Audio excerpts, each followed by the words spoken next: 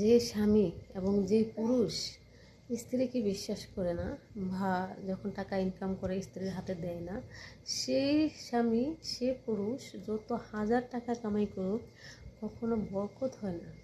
কারণ কি জানেন, একটা স্ত্রী স্বামীর কাছে সকলকে ছেড়ে, মা বাবা, সে তার ছোট থেকে বড় হওয়া পর্যন্ত সেই জায়গাটা ছেড়ে, সব ছেড়ে, বন্ধু বান্ধব বান্ধবী সবাইকে ছেড়ে অন্য শুধু একজন পুরুষের কাছে কাছে আসে। কেন আসে?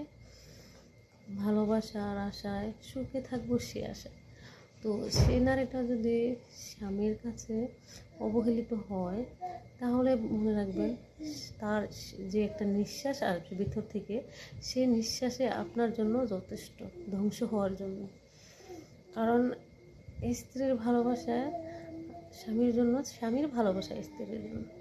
আমাদের অনেক আছে যে অনেকেই স্বামীরা শুধু সে চায় তো দেবে না, সেটা কখনো সম্ভব না।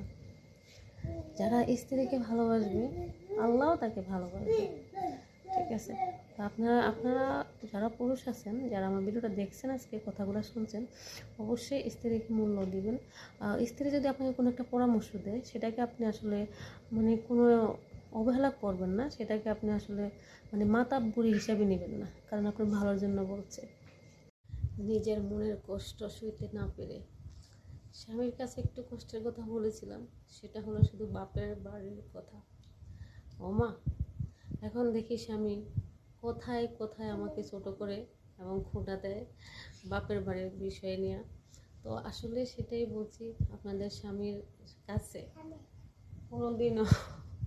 কোনোদিনও আপনাদের মনের কথা বলবেন না, দুঃখের কথা বলবেন না, বাপের বাড়ির কথা বলবেন না। আবার এটাও মাথায় রাখবেন যে কখনো বাপের বাড়ির মানুষের জন্য, বাপের বাড়ির সম্মান রাখার জন্য স্বামীর কথাও বাপের বাড়ি গিয়ে বলবেন না। কারণ আর সেখানে আপনার ভাই, ভাইয়ের বউ, বোন, বোনের স্বামী থাকতে পারে, তারাও আপনাকে পরবর্তীতে খোঁটা দিতে পারে। সেজন্য অবশ্যই স্বামীর বাড়ির কথা বাপের বাড়ি, বাপের বাড়ির কথা স্বামীর বাড়ি কখনো বলতে যাবেন না।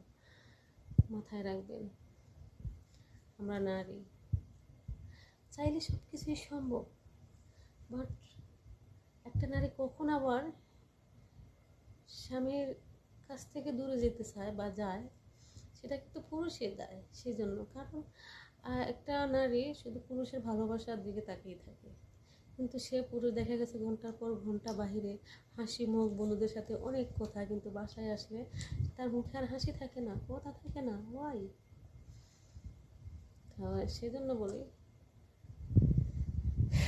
ওহে শখের পুরুষেরা তোমাদেরকে বলছে, টাকা কামাইতেছ, বউর কাছে কিছু জমাও, কারণ বউ হচ্ছে ব্যাংক। তুমি বিপদে পড়ে দেখো, মানুষের কাছ থেকে ঋণ করা ছাড়া আনতে পারবো না। অনেক সময় পাওয়া যায় না, কিন্তু ঘরের বউ তোমাকে ফ্রিতে টাকা দিচ্ছে।